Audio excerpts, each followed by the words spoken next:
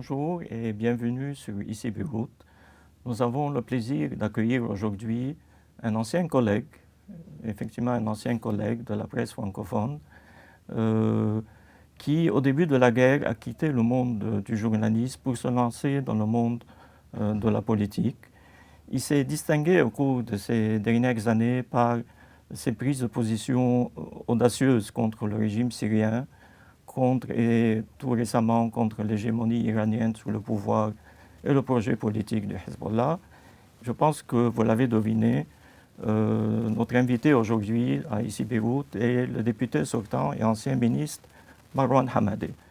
Monsieur Hamadeh, bonjour et bonjour bienvenue à Ici Beyrouth. Je voudrais d'entrée de jeu poser une question un peu personnelle qui sort un peu du carcan de cette interview consacrée évidemment au scrutin du 15 mai. Comme je disais tout à l'heure, vous avez quitté le monde du journaliste en dépit du fait que vous étiez déjà lancé dans une carrière brillante. Vous avez une plume que très peu de journalistes francophones ont. Qu'est-ce qui vous a poussé à vous lancer dans l'arène politique, parce que c'est une arène en définitive, oui. À part l'engouement pour la politique, évidemment. En fait, comme vous le dites si bien, Michel, l'engouement pour la politique vous pousse au journalisme. Et le journalisme se dégage souvent et se traduit par un retour à la politique. En fait, dans les années où j'ai quitté L'Orient le Jour, où j'étais pratiquement le rédacteur en chef après la mort du regretté Édouard Saab et le départ de Lucien Georges, la guerre et les événements du Liban prenaient un développement très, très tumultueux. Et moi-même, comme plutôt engagé dans la gauche libanaise, avec Samir Frangi et d'autres, avec le mouvement national, je pensais que dans un journal francophone, dans l'Orient, Le Jour en particulier, il était difficile pour quelqu'un qui avait cette tendance de l'imposer à travers sa plume ou à travers sa ligne politique à un auditoire très diversifié, très libéral et qui méritait d'avoir un journalisme plus neutre. Et donc, ceci d'une part, puis l'assassinat de Kamal Jumblat, et là c'est peut-être la petite dimension druse de ma carrière, l'assassinat de Kamal Jumblat, mon amitié qui est remontée à plus loin avec Walid Jumblat, m'a porté à l'assister dans surtout l'après-Kamal, qui étaient des moments particulièrement difficiles, où il était obligé de prendre des choix qui étaient entre ceux de céder aux tentations d'Israël, de se faire rejeter dans la mer par toutes les forces qui étaient contre la gauche, ou de trouver refuge dans l'interland arabe, ou si tu veux, la profondeur arabe, qui malheureusement était représentée par l'assassin de Kamal Jumblat. Et ça a été très difficile à Walid et au cheikh druze et au parti de gauche de prendre ce troisième choix. Mais ils l'ont pris pour éviter et l'ennemi et la débâcle et la mer. Alors, pour revenir un peu maintenant au scrutin du 15 mai, vous êtes sur une liste qui est formée donc, du PSP, du Parti socialiste progressiste de Jumblat, des forces libanaises et du PNN, du président Camille Chamoun. Est-ce que vous ne craignez pas d'être la cible un peu d'un phénomène de rejet des grands partis, ou ce que certains qualifient de partis traditionnels? Autrement dit, si je peux poser la question d'une autre façon, est-ce que vous ne craignez pas que le but de ce scrutin soit de voter pour ou contre les partis? Est-ce que c'est ça véritablement l'enjeu de ce scrutin? Voter pour ou contre ou bien est-ce qu'il y a une autre dimension? Non, c'est là où l'autre dimension s'impose. Il est évident que les partis issus de ce qu'on appelle la révolution de 2019, malgré le fait qu'ils se sont un peu... qu'ils ont énormément formé de listes, un peu trop à mon avis. Ils auraient été bien mieux placés. Il y en a de bien placés, mais bien mieux placés s'ils s'étaient réunis. Mais l'enjeu est beaucoup plus grand aujourd'hui. L'enjeu ne peut plus cibler simplement la corruption. Or, nous la ciblons, mais nous ciblons ce qui doit protéger le Liban de l'effondrement total avec lequel parler de corruption ou pas n'aura plus de sens. On ne peut plus parler de corruption quand il n'y a plus de frontières. Il n'y a plus de frontières. Personne n'impose des droits de douane à quiconque appartient au Hezbollah ou à ses alliés. Il n'y a plus d'aéroport, il n'y a plus de port. Nous avons vu ce qui est arrivé à ce port et à cette ville. Il n'y a plus de justice, il n'y a plus de services de sécurité, à part parfois grâce aux ailes de certains pour découvrir un incident ou un criminel ou autre. Il n'y a plus de secteur préservé, ni l'industrie, ni l'agriculture, ni surtout les services. Il n'y a plus de tourisme, il n'y a plus d'assurance, il n'y a plus de services triangulaires. Le Liban était à ce moment-là, si vous voulez, le hub par où tout traversait. Il n'y a plus de secteur bancaire en plus, avec l'argent des gens qui est pratiquement bloqué et pillé à la fois. Bloqué pendant qu'on le pille lentement. Et donc, la bataille est une bataille où la souveraineté est la clé de la réforme. Sinon, il n'y a ni réforme, et il ne restera plus de pays. Les frontières de 1920 sont effacées, d'ores et déjà, par le Hezbollah. Le pouvoir démocratique, les accords, que ce soit le pacte de 1943, que ce soit l'accord de Taïf, que ce soit n'importe quel petit accord subséquent à cela, ont disparu. Personne ne les respecte, et particulièrement le parti qui utilise ses armes pour imposer les choix politiques et à ses alliés d'abord, et pour intimider les autres. Il y a eu toute la série de crimes contre des journalistes en premier lieu, Jobran, Samir, etc., contre des parlementaires, Pierre Jbaïl, Walid Aïdou, contre les gens qui enquêtaient, Wissam Hassan, Wissam Aïd, contre des députés qui devaient assurer le quorum pour l'élection d'un président, contre des intellectuels qui étaient comme Mohamed Chatah. Rien n'a été laissé au hasard par le Hezbollah. Puis il est passé à l'action sur le terrain.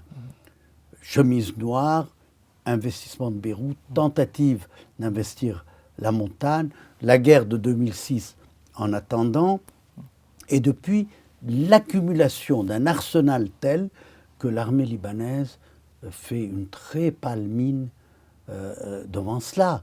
Il faut absolument d'abord préserver l'armée, qui est dans leur collimateur. En fin de compte, c'est l'armée qu'ils vont viser à la fin.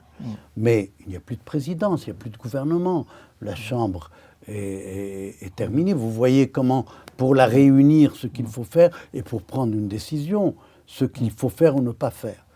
Non, ce qui se passe, l'enjeu, c'est rétablir une sorte d'immunité libanaise souveraine pour ensuite s'attaquer à tous les problèmes qui en découlent, où la corruption vient en premier lieu. Mais si vous oubliez tout ça pour vous attaquer à un marché un tel, vous allez vous retrouver sans marché, sans citoyens. Les chrétiens vont partir, les druzes aussi, les musulmans, les sunnites se démobilisent, les chiites vont finir par se diviser et le Liban peut aller vers la guerre civile.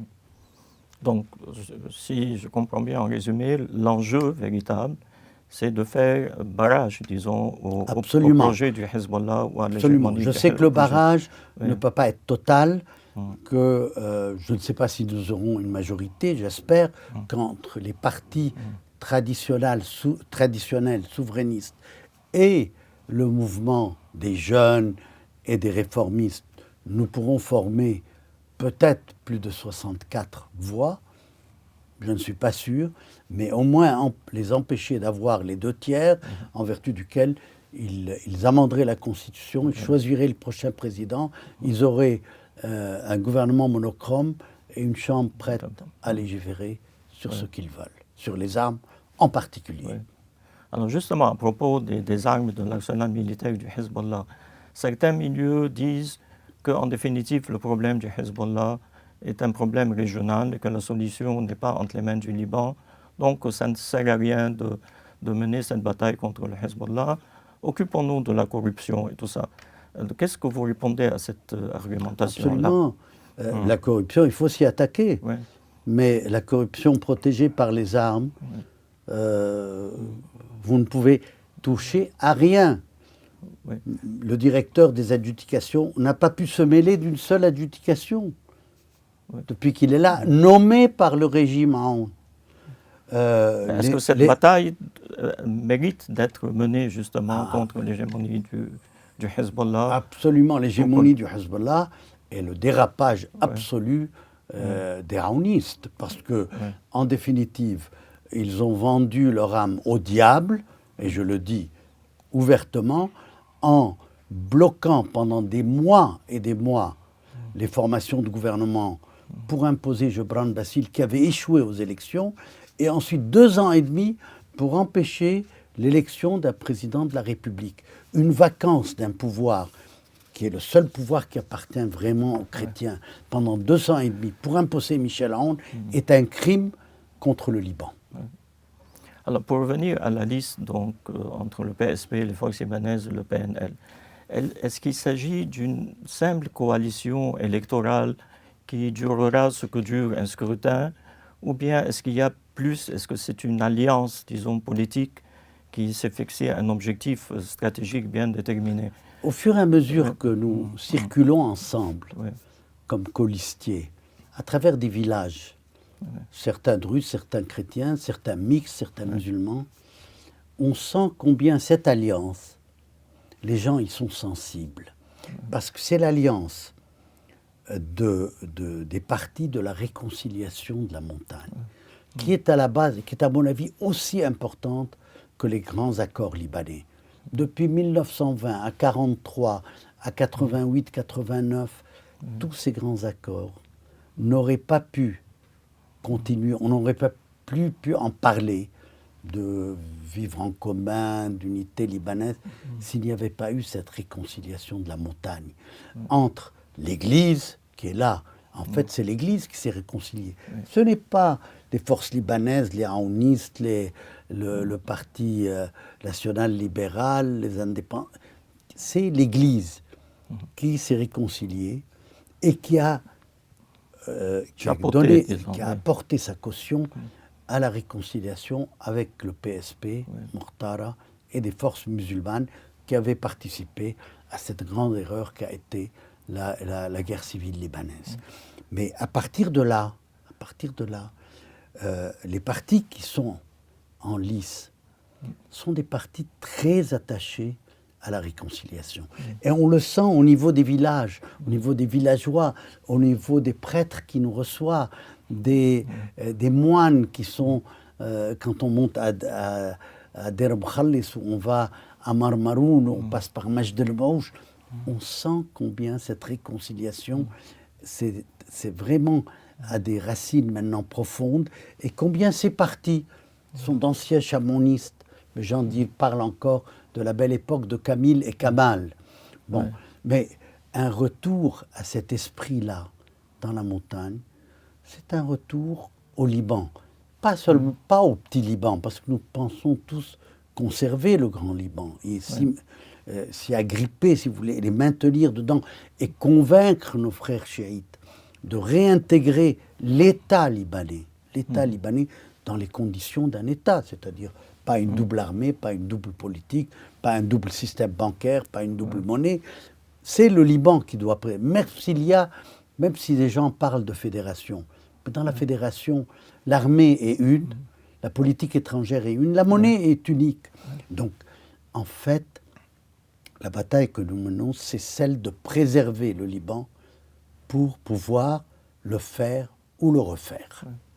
Donc c'est beaucoup plus qu'une coalition, c'est une, disons, une C'est vision un commune. véritable Une pacte vision commune. Oui. national, un nouveau pacte national Oui. qui a ses assises dans ce que le patriarche Sfer a fait, que le patriarche Raï continue, et que nos frères, nos amis, nos collègues de Qarret Chahouane et des partis, même des jeunes aujourd'hui qui sont descendus dans la rue en octobre 2019, mais il y avait cet esprit qui était là.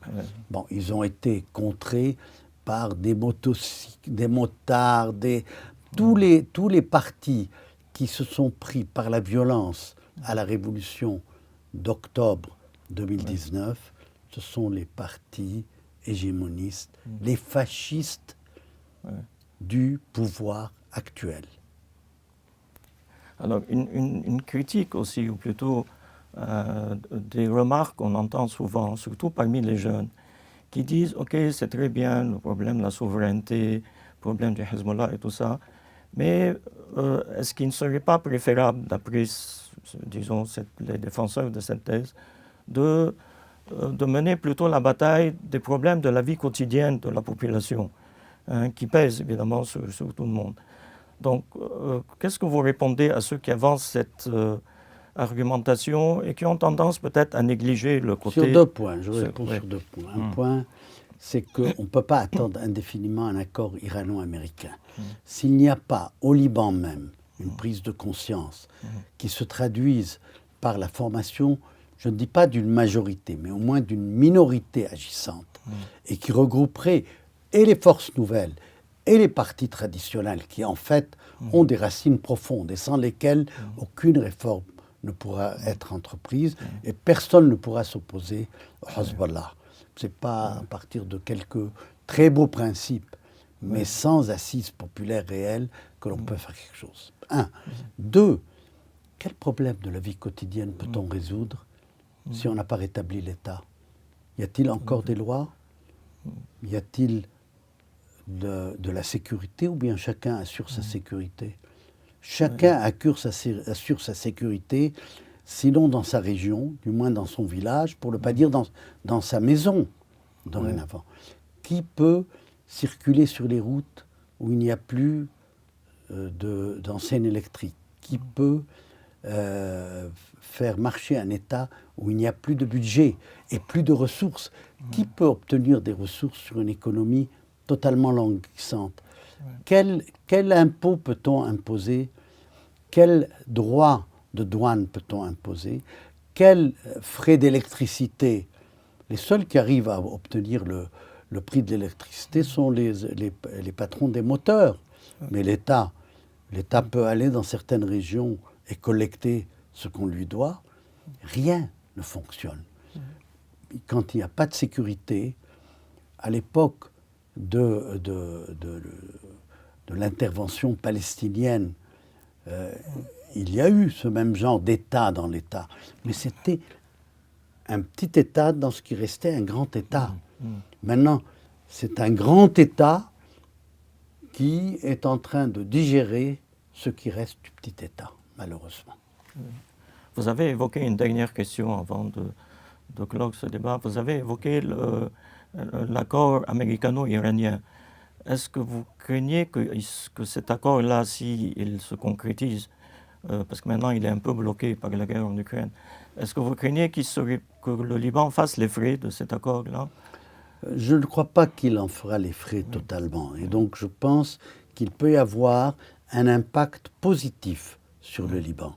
C'est-à-dire en essayant, j'espère que les Américains et l'Europe, parce que c'est un accord des 5+1, etc., avec l'Iran, ce n'est pas un accord seulement entre Biden et Khamenei, mais qu'il y aura quand même, qu'on prendra en considération le fait que l'Iran ne peut pas continuer à, comme un taureau déchaîné, à déferler sur la région, à détruire l'Irak, détruire la Syrie, détruire le Liban, détruire l'unité palestinienne et détruire le Yémen. Là, il va y avoir des garde-fous qui vont être imposés à l'Iran et qui vont au-delà du nucléaire. Et là, je pense qu'à ce moment-là, le Hezbollah, bien qu'il ne boive pas du vin, sera obligé de mettre de l'eau dans son vin et de réintégrer, sous une formule qu'il nous restera à trouver si nous sommes toujours là pour négocier, une réintégration dans l'État libanais. Bon, merci, M. Hamed, et nous vous souhaitons bonne chance. Merci. Et merci de suivre ici Beyrouth et restez connectés à tous nos supports numériques.